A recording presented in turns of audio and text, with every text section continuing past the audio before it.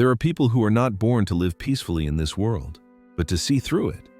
From the very beginning, they feel that something does not fit, not because life is too bad, but because it is too fine in a suspicious way. As children, they sit in rooms full of laughter, yet inside their chest rises a heavy feeling they cannot name.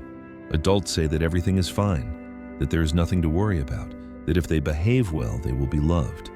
But their body does not believe it.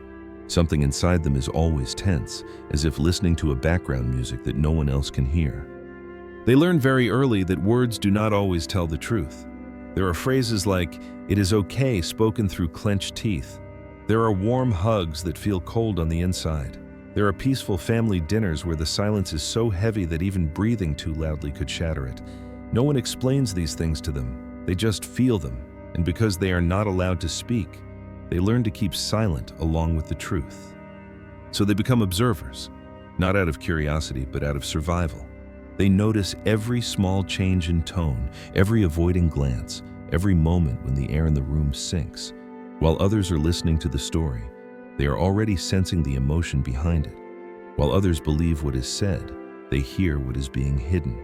They do not call this a gift. To them, it is simply a way to avoid being hurt again. Growing up, the world praises them for being sensitive, for listening well, for understanding deeply. They are trusted, sought out, and given the things no one wants to carry alone, they become a support, a place to unload, a container for other people's emotions. And they do this very well, too well. So well that they forget the container also has limits. For a long time, they believe this is love, that feeling other people's pain is noble, that swallowing their own discomfort to keep the peace is maturity, that if they endure long enough, deep enough, quietly enough, everything will eventually be fine. The world seems to run smoothly on such compromises, and they become part of that mechanism without realizing it. But the soul cannot sleep forever. Awakening does not arrive on a special day. It comes in very small moments. A familiar sentence that suddenly feels wrong. A relationship once close that now leaves only exhaustion. A morning waking up with a sense of emptiness. Even though life on paper remains the same, they begin to realize that some things they once accepted are now rejected by their body. Not by logic, but by a very clear feeling. They cannot endure it anymore. What is strange is that they do not only see the falseness outside, but also see themselves within it. They see the times they nodded while wanting to shake their head. The times they said it is okay when it hurt deeply. The times they stayed only because they were afraid of disappointing others. These memories rise not to accuse, but to ask a single question: why have I become so used to disappearing like this? The truth begins to seep in a way that cannot be stopped.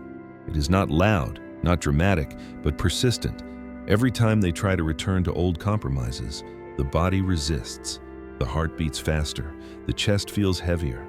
Sleep is no longer deep. The soul speaks in a language they can no longer ignore. The world can tolerate lies, but the deepest part inside them cannot. There is a quiet fear that walks alongside this realization. Fear that if they face the truth, everything will collapse. Fear that relationships built on silence cannot survive the light. Fear that if they stop being agreeable, they will be left behind. But at the same time, another feeling appears, very small but very real, a sense of relief from not betraying themselves for the first time, even if only in thought. They begin to understand that this sensitivity is not a flaw. It was never a weakness. It is the natural response of a soul that refuses to live in what is wrong.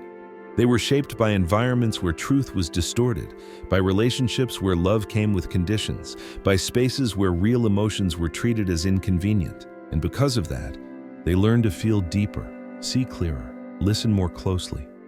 This awakening does not make them a better person immediately. It only makes them a more real one. And that is frightening. Because without familiar layers of protection, they stand exposed before the biggest question. If I no longer live the old way, how will I live now? No one hands them a map. There is no clear path. Only a growing feeling that returning to the old sleep is impossible. The world around them continues as usual. People still say familiar phrases, still laugh in the right places, still keep unspoken agreements so nothing is disturbed. But for them, a door has opened. And once they have seen what lies beyond that door, there is no way to pretend it does not exist. This is not the beginning of peace. This is the beginning of truth. When that door opens, the first thing that rushes in is not light, but confusion. The main character realizes that what they once called stability was in fact only habit. Relationships that once seemed solid begin to show small cracks, not because something new has happened, but because they can no longer look away. Familiar conversations suddenly feel exhausting. Compliments that once made them feel safe now sound hollow. Something inside them has changed, and the world around them has no idea. They try to return to how things were. They try to smile at the right moments, nod at the right places, say pleasant words to keep everything calm. But their body resists. A tightness rises in the throat each time they are about to say something they do not believe. A dull exhaustion spreads through them after every time they ignore their true feelings. They begin to understand that awakening is not something that can be switched on and off at will. Once the soul has recognized the truth, it does not accept returning to the old role. The most painful part does not come from seeing others being false. It comes from the moment they look back at themselves. They remember the times they stayed silent when they needed to speak, the times they stayed when they should have left, the times they called fear love, called emptiness responsibility, called sacrifice morality. No one forced them. They chose it themselves, little by little, in order to belong. And this realization makes their heart heavy, not with guilt, but with regret. They begin to see a hard truth. Many things they did in the name of kindness actually came from the fear of being abandoned. They feared that if they spoke the truth, they would hurt someone. They feared that if they set boundaries, they would be seen as selfish. They feared that if they said no, they would no longer be loved. So they learned to shrink themselves, to become pleasant, predictable, easy to use, and over time, they forgot what it felt like to be themselves. Awakening forces them to stop before questions that are not easy to answer. If I no longer carry emotions for others, who will stay with me? If I'm no longer the understanding one, do I still have value? If I speak what I truly feel, will this world still have space for me? These questions do not have immediate answers. They simply hang there, heavy and impossible to ignore. There are nights when they lie staring at the ceiling, heart beating slowly, mind spinning. They are not sad in a loud way, nor are they hopeless, just a strange emptiness, as if an old layer of skin has been peeled away, exposing tender flesh underneath. They understand that they are in the middle of a transition, where the old no longer fits and the new has not yet formed. And it is this in-between space that frightens people the most. They begin to realize that many relationships in their life are built on silent agreements. Do not talk about this to keep the peace. Do not touch that to avoid conflict. Do not ask questions to preserve the beautiful image. These agreements once helped everything appear stable, but now, each time they continue to follow them, something inside tightens, as if the soul is being slowly suffocated. At times, they wonder if they are imagining too much, if this sensitivity is a kind of weakness, if seeing what others do not see makes life harder. But then they realize this is not imagination. The sensations in the body do not lie. The tension, the fatigue, the emptiness are all signals, and these signals grow stronger the more they try to turn away from the truth. Awakening also carries another quiet fear, the fear that if they continue down this path, they will lose many things, lose the familiar sense of safety, lose the praised roles, lose the relationships that were once the center of their life. But beneath that fear, another truth slowly emerges. Those things may never have truly belonged to them, if the price was their own self. They have not spoken about this to anyone, not because there are no words, but because there is not yet a language. How do you explain the feeling that you cannot continue living as before, even when there is no clear reason to complain? How do you tell others that the silence once called peace now makes you feel like you cannot breathe? So they keep everything inside, listening, observing, and slowly learning to trust their own sensations. Somewhere in this process, a quiet understanding appears. That perhaps this sensitivity is not something to fix, but something to listen to. That perhaps the pain they are feeling is not a sign of weakness, but a sign of truth trying to find its way out. And that perhaps feeling no longer belonging to the old world is not because they are wrong, but because they have outgrown it. They do not yet know where the road ahead will lead. They only know that going back is impossible. And in that uncertainty, they stand still for a moment, breathing, allowing the truth to continue doing its work, not rushing, not avoiding, just listening. There comes a moment when the main character realizes that their silence is no longer harmless. Before, silence kept everything stable. It softened the atmosphere, held relationships together, helped them avoid conflict.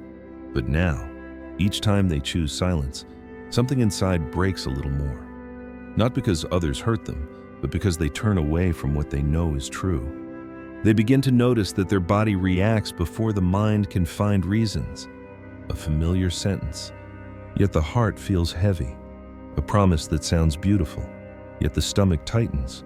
A hug that seems close, yet inside is a vague sense of invasion. Before, they would ignore these signals. Now, they cannot. These signals refuse to stay quiet. They demand to be heard.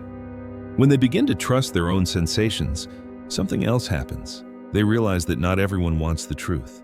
Some people need a pleasant story more than what is right. Some relationships exist because both sides agree to pretend. And when the main character no longer plays the old role, discomfort begins to show. Not through big confrontations, but through small words, distant looks, long pauses. They are gently reminded that they have changed, that lately they are harder to approach, that they are not like before.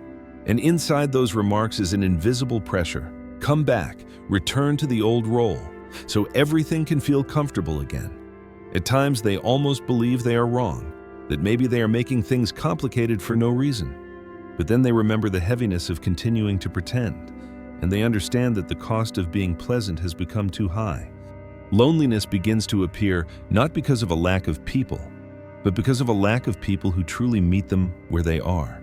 They are still inside familiar conversations, yet feel like they are standing on the edge. Old stories no longer touch them. Familiar laughter no longer makes them feel lighter, not because they are higher or deeper, but because they are no longer on the same level of denial. There are evenings when they ask themselves if they are going too far, if seeing too clearly, feeling too deeply makes them lose the ability to live simply. But then they realize that what was called simple always required them to shrink, to feel less, think less, be less true. And for the first time, they allow themselves not to do that anymore, even if only in thought. In this quiet space, they begin to understand something important. Awakening does not make them right and others wrong. It simply places them somewhere else, a place where they cannot continue to cooperate with things they do not believe in. And that position makes them feel foreign to familiar structures, not because they want to separate, but because they no longer fit. If you're listening to this and feel something moving in your chest, it may be because you have also been in rooms full of laughter where you could not breathe. Maybe you have also been silent for too long, calling endurance love, calling disappearance maturity. If a thought is rising inside you, you can let it be spoken. One comment is enough. And if you want to continue with this story, staying a little longer is also okay. The main character does not yet know where they are going. They only know that returning to the old role is impossible. And in that uncertainty, something new begins to form. Not an answer, but a very simple principle. No longer betraying their own sensations. This principle does not bring comfort immediately. It does not promise safety, but it brings another feeling, very strange, very calm, the feeling of no longer having to split themselves in two to belong. They begin to speak less, but more truthfully, no longer explaining too much, no longer trying to be understood. They notice that each time they do not say what they do not believe, the body feels a little lighter. Each time they allow silence to exist instead of filling it with polite words, the breath becomes deeper. These changes are so small that no one else notices, but to them, it feels like standing upright for the first time after a long period of bending. Awakening does not bring excitement, it brings clarity. Clarity that some relationships will not continue with them. Clarity that some images of themselves will have to fall away. Clarity that the road ahead is not paved with the agreement of others, but also clarity that if they keep going, they will no longer abandon themselves. And within that clarity, a new question quietly appears. Not the question of how to be loved, but how to live truthfully without destroying oneself. Not how to keep everything intact, but how to stand firm when what is not real begins to fall away. This question has no answer yet, but it is guiding them. They sense that they are stepping into another part of the journey, a place where truth is no longer just something recognized, but something that must be lived with. A place where every step, even a small one, requires quiet courage. And they know that even in fear, even in loneliness, they are no longer alone in the old way. Because for the first time, they are standing on their own sand. When the main character stops trying to keep everything intact, the world begins to reveal its true shape. Not through major events, but through small details that can no longer be ignored. Stories that once sounded familiar now show their gaps. Promises that were once trusted now feel weightless. Not because others have changed, but because they are no longer looking through the old eyes. There are meetings that still look the same on the surface, but the atmosphere is different. They realize they no longer flow naturally with the current. Before, they knew exactly what to say to keep things smooth. Now, every false sentence gets stuck in the throat. No one forces them to pretend, but the inner sensation itself makes it impossible to continue. The truth begins to demand space. They look at their relationships the way one looks at an old house. From the outside, it is still standing, familiar, full of history and memories. But when they go deeper inside, they see cracks in the walls, locked rooms, damp corners that were never mentioned. There are places in that house that were never illuminated, not because they did not exist, but because everyone agreed not to look at them. And then they realize what makes their hearts sink the most, that they themselves once lived in such a room where they stored emotions that were considered inappropriate, where they left behind questions that were not allowed to be asked, where they learned to adapt by shrinking themselves. For a long time, they believed that was the entire house, that life was only that everyone lived the same way. Awakening is not just about opening other doors. It is the moment they stand in the hallway and understand that this entire structure was built on denial. The walls exist not to protect, but to hide. And when one wall begins to collapse, the others tremble as well. There is no way to fix it piece by piece. The whole system must be looked at again. This leaves them disoriented. When what was once considered a foundation is no longer reliable, they do not know where to stand. There are days when they feel like they are drifting, unable to hold on to anything. No more ready-made answers, no more familiar roles to lean on. Only a vast emptiness where everything is being restructured. This instability is not like ordinary fear. It is deeper. It touches the question of identity. If I'm no longer the one who always understands, always endures, always stays to keep the peace, then who am I? If I no longer play the role of the stable one, the pleasant one, then where is my place in this world? These questions have no quick solutions. They demand endurance. At times, they wish they could go back, pretend they never saw anything, go back to the familiar room, where even if it was cramped, at least they knew where they were standing. But every time that thought appears, another sensation immediately follows, a sense of suffocation, as if the body remembers too clearly what it felt like to be compressed in the old space, and they understand that going back is no longer a real option. In this unsteady state, they begin to notice something strange, that even though the familiar sense of safety is gone, there is a clarity they have never had before. Small decisions become clearer. Things that once made them hesitate now reveal their nature. Not because they know all the answers, but because they know what is no longer true. They begin to set boundaries, not through big declarations, but through quiet choices, not joining conversations that require them to pretend, not agreeing to things that make them shrink, not staying in spaces where their truth has no place. Each time, a small sadness comes along, but there is also a steadier feeling inside. People around them begin to react. Some fall silent, some feel irritated, some appear disappointed, not because they did something wrong, but because the familiar system is being disturbed. When one person stops playing their role, the entire performance becomes awkward. And often, instead of reviewing the script, people turn to blame the one who stepped off the stage. The main character feels this clearly.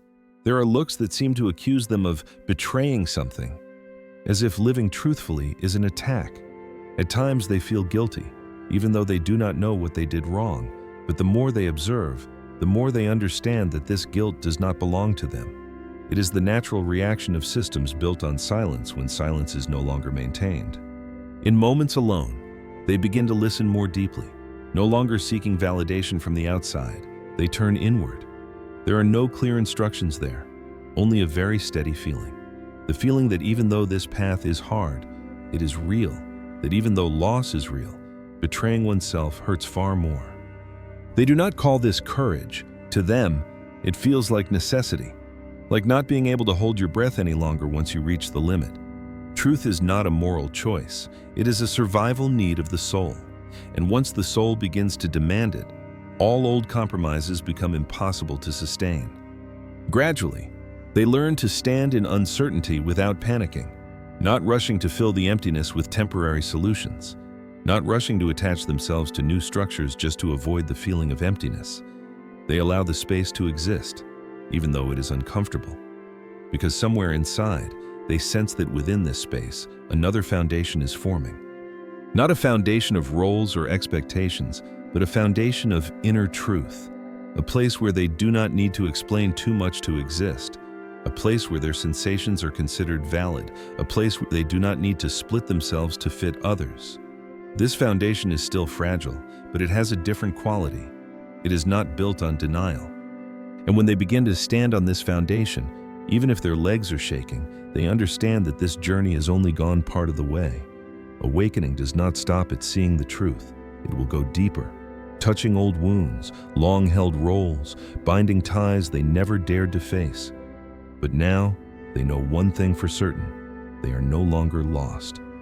Even though the road ahead is still unclear, they can feel the direction, not through a map, but through a deep agreement between body and soul. And for the first time, amid the collapse of what is not real, they feel that they are stepping into something right. When the old foundation has shaken enough that it can no longer stand, the main character begins to touch the deepest part of this journey. Not the truth outside, but the wound within. Before, they thought they were sensitive by nature.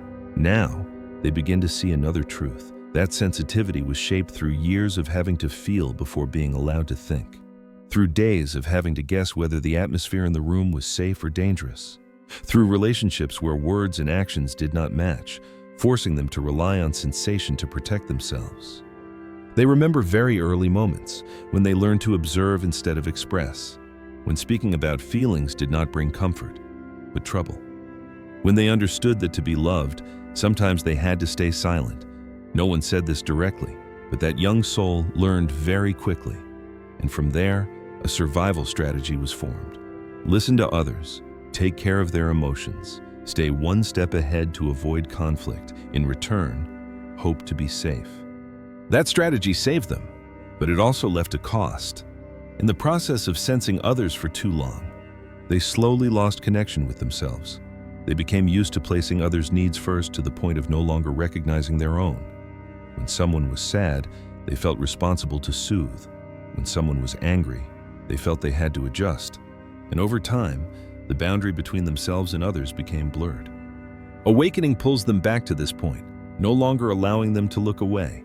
They begin to clearly see repeating patterns in their life, relationships where they gave more than they received, situations where they stayed even when depleted, promises they kept even when it hurt them, and for the first time, they do not only see it, they also feel the exhaustion accumulated in the body, an exhaustion not of a single day, but of an entire lifetime lived in tension.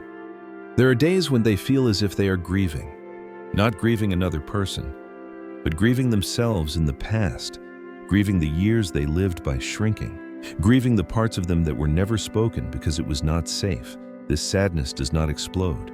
It is quiet, deep, and very real. But alongside it, something else appears, a strange gentleness toward themselves.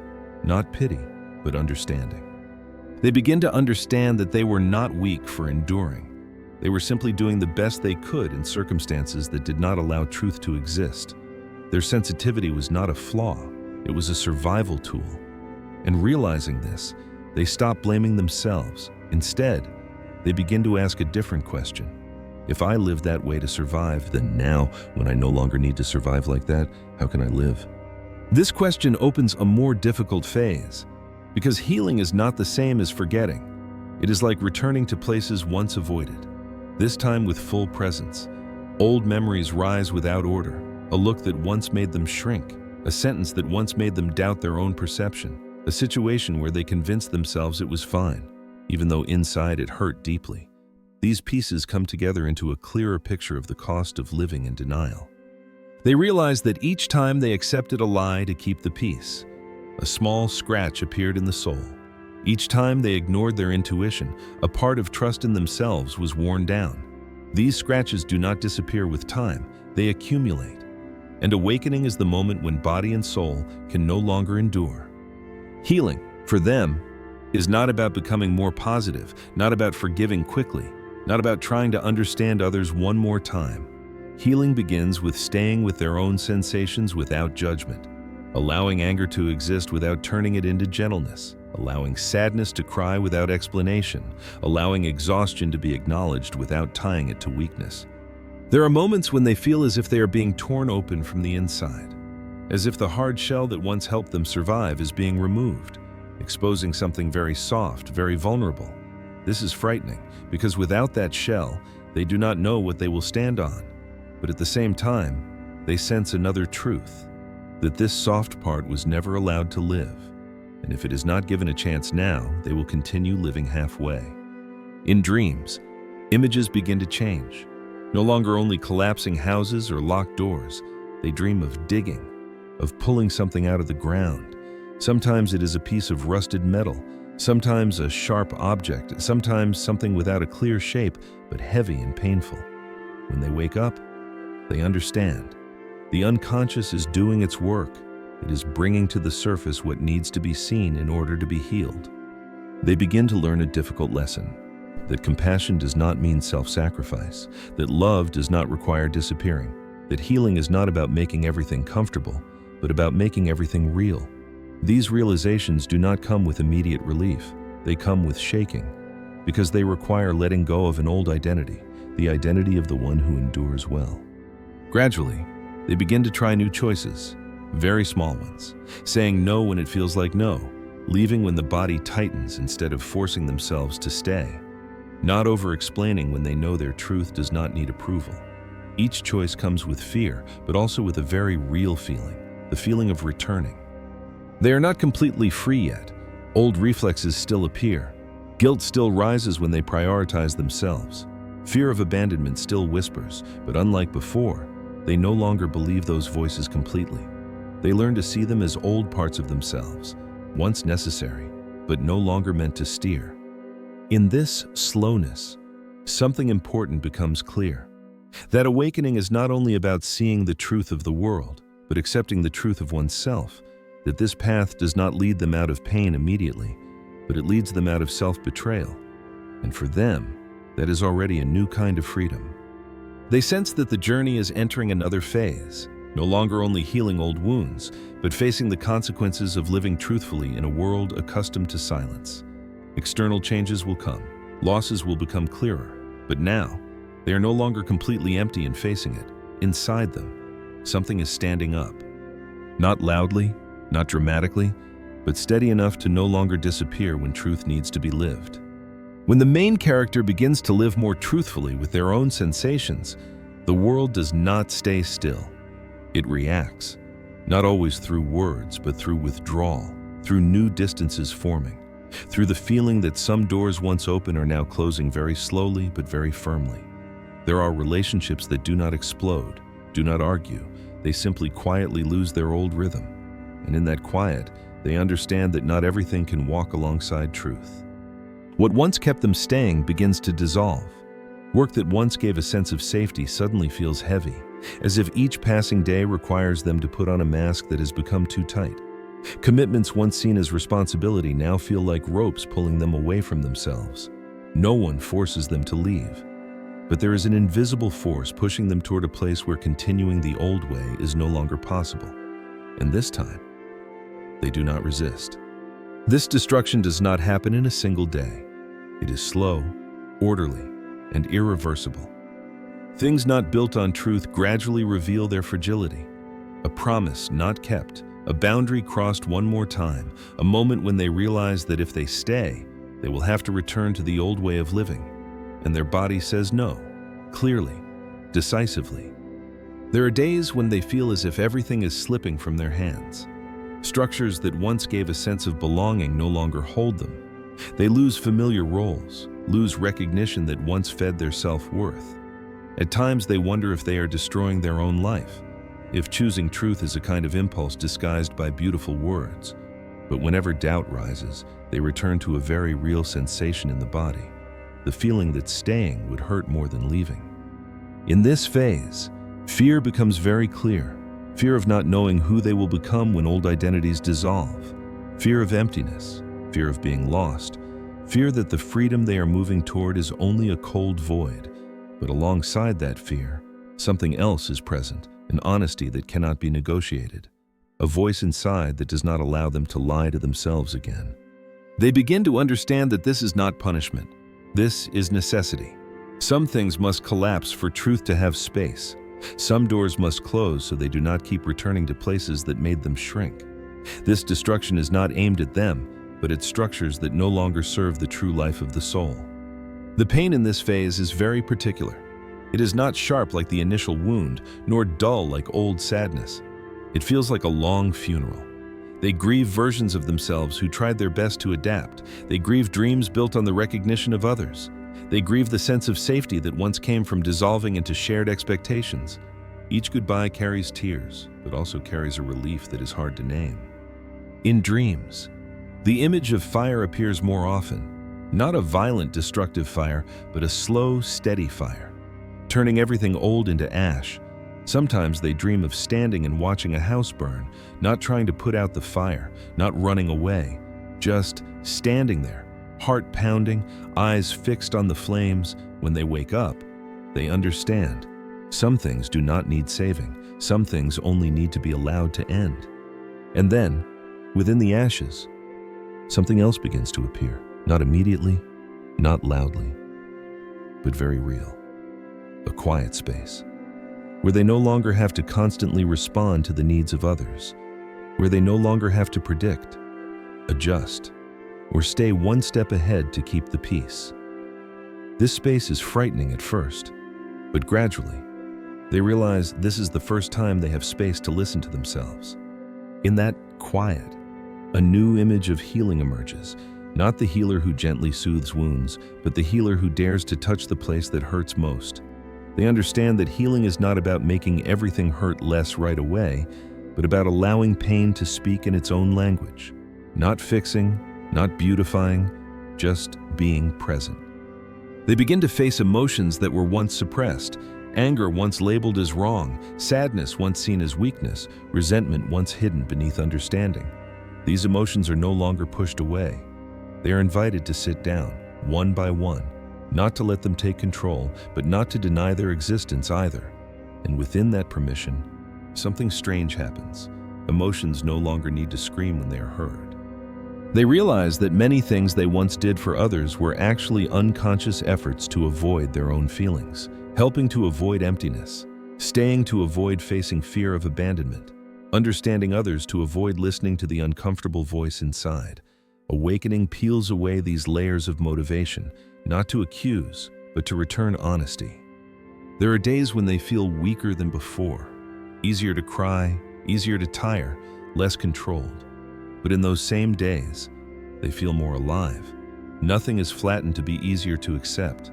Life regains depth, color returns, emotion returns, sometimes overwhelming, but real. They begin to understand that the strength they once took pride in was actually endurance. And now, they are learning another kind of strength. Strength to feel, strength to stop, strength to say that they are not okay, strength to not continue when continuing means self-betrayal. This kind of strength is not celebrated, but it nourishes the soul. In this phase, inner guidance becomes clearer, not through specific instructions, but through resonance. When a choice fits, the body exhales. When a direction is wrong, the body tightens. They begin to trust this wisdom, not absolutely, not blindly, but enough to serve as a compass when all external maps no longer work. They know they are passing through an important gate. Behind them are collapsed structures. Ahead is a life not yet formed. No more pleasant promises, no more safe roles. Only truth, bare and demanding. But strangely, within that demand, they feel supported in a different way, not by the world, but by themselves. They do not yet call this freedom. Perhaps it is too soon, but they can feel something beginning to grow, a sense of standing without needing proof, a presence that does not need permission, an ability to be alone without feeling lacking. And in the silence of this phase, they understand that what is happening is not meaningless loss, but a clearing of the path. The road ahead still holds challenges, but now, they are no longer walking through unconscious sacrifice. They are walking through honesty, and that, even though difficult, has already changed everything. There is a very quiet moment when the main character realizes they have passed the point of no return. Not because everything is fine, but because they no longer want to go back. What once frightened them the most has now happened. Some people have left, some images of themselves have collapsed, some paths once believed to be certain have closed.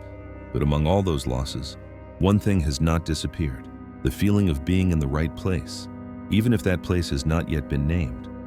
They begin to notice that the silence around them has changed. It is no longer the heavy silence of holding their breath, but the stillness of a space wide enough to exist. For the first time in a very long time, they do not need to constantly read others. They do not need to tense themselves to predict the emotions in the room. They do not need to prepare calming words in advance. They are simply present, and that is enough. The outside world still has opinions. There are still judging looks. There are still whispers that they have changed, become different, are no longer the same. But these things no longer pierce them. Not because they have become numb, but because they no longer place themselves in the hands of others' approval. They understand that the price of being understood by everyone is too high, and they have already paid that debt. In this new quiet, they begin to feel a very different kind of freedom. Not the freedom to do everything, but the freedom to not do things that betray themselves. The freedom to not explain their feelings to those who do not want to listen. The freedom to not keep the peace by disappearing. The freedom to say yes again, say no, and say I do not know without shame. They also begin to look at their sensitivity with different eyes. What once exhausted them now becomes a compass. They no longer use it to carry the emotions of the whole world, but to recognize what is true for them. When something is not right, they feel it. When a direction fits, they feel that too. No need to convince, no need for long reasoning. The body and the soul have learned to speak with one voice. Some new relationships begin to appear, not loud, not clingy, not requiring roles. Conversations where they do not have to guard their words. Silences that do not need to be filled. Looks that do not demand they become someone else. They do not search for these relationships. They arrive when searching stops, as if truth has its own way of recognizing itself. They also learn how to be alone without feeling lacking. Not the painful loneliness of the past, but a solitude with boundaries, with depth. There, they can hear their own breath, hear the small but steady voice inside, hear the deep agreement between what they feel and how they live. Not always comfortable, but always real. Old wounds do not disappear completely. They do not need to.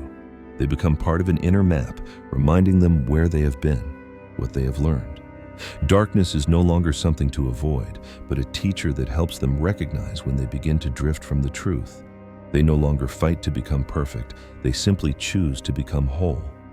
A very strange peace appears when they stop trying to be understood, when they accept that not everyone will walk this path with them, and that this says nothing about their worth. It only speaks to the difference in the rhythm of awakening. Each person has their own time, and they no longer need to wake anyone by sacrificing themselves. They look at the world with new eyes, no longer naive, but not bitter either. They see clearly the masks, the false structures, the silent agreements. But instead of anger, they keep distance. Instead of trying to fix, they choose to live differently. And that difference creates a deeper impact than any criticism ever could. At this point in the journey, they no longer call themselves an empath as a label. They do not need a name to explain who they are. They are simply a person who has learned to listen to the inner truth and live by it, day by day. choice by choice, not perfect, not certain all the time, but no longer betraying themselves. Awakening does not end here. It has no finish line, but a transformation has been completed, from living to adapt, to living to be present, from carrying the world to standing firmly within themselves, from fearing judgment to being free from it. And in that very quiet moment, they understand that they no longer need to prove anything. No need to explain why they feel deeply. No need to ask permission to live truthfully.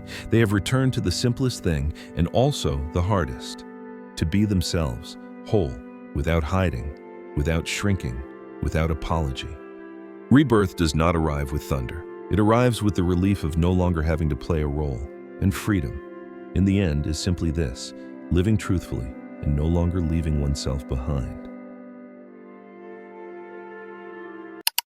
Thank you for staying with me until the very end of this story. If this message touched your heart, please give it a like, subscribe to the channel, and turn on the notification bell so you'll never miss the next journey we take together. Your support means the world to me.